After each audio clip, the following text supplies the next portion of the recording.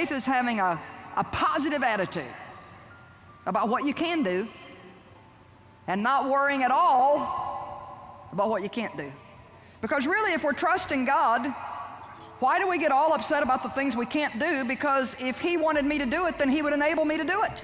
I was told by someone very close to me at the time, Octavia, you shouldn't go to Hollywood. Hollywood is for the beautiful people. I went through periods of not having a lot of work, but from the day that I said, guilty, guilty, we won, and A Time to Kill, every year I had jobs as an actor.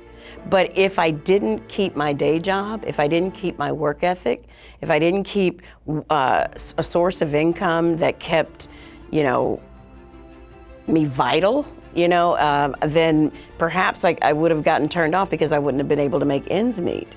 But I kept my day job. I wrote so that I could continue to feel as a creative person, you have to create. Courage is taking action when you feel afraid.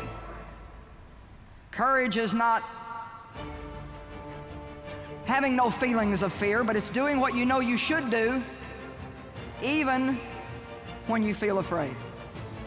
To be honest, saved my life. From the age of 20, when I sat, having just sat in a therapist chair and realizing that my shame and my self-harming and the disorders that I was experiencing were to do with having been sexually abused, I talked about it very early on, and it wasn't a cool thing to do, apparently, because it was affecting my reputation. It was such a bum out because I would talk about it.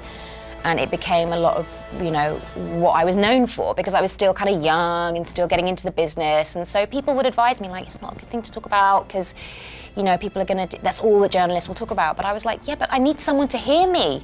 I don't think there is any such thing as freedom, not real freedom, until we're free from the need to impress other people. Come on now, I just said something important. I said, I don't think that we're really free, not really free, until we're free from the need to impress other people. I am here today to remind each of you that you are the heroes of your story. Your life is your story, and the adventure ahead of you is the journey to fulfill your own purpose and potentials. When you leave here today and commence the next stage of your life, you can follow someone else's script.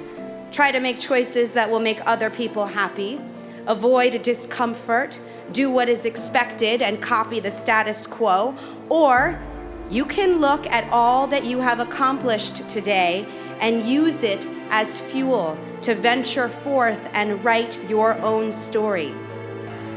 Do you know that I almost failed English in school? I got a D in English, and now I'm preaching all over the world.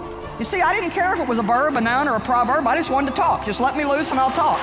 I see, I could have just quit right then and said, well, how could anybody do public speaking if they failed English? Well, see, I'm not counting on my ability. I'm counting on God to work through my weaknesses. Why do we get all upset about our weaknesses when the Bible says plainly that His strength is made perfect in our weaknesses? I'm 45. I'm Black, and I'm a woman. So those are three really hard things to deal with. I feel blessed and lucky to have the career that I have, but there are times I've been beat up in this business. It hasn't been just roses and fairy tales. It's been a tough road, and you have to stick to what you believe in. You have to be strong. You have to be able to say no, and I cannot afford to operate out of fear. Wow! You better hope you never get rid of all your weaknesses, because if you do, there won't be any room for God to work in your life.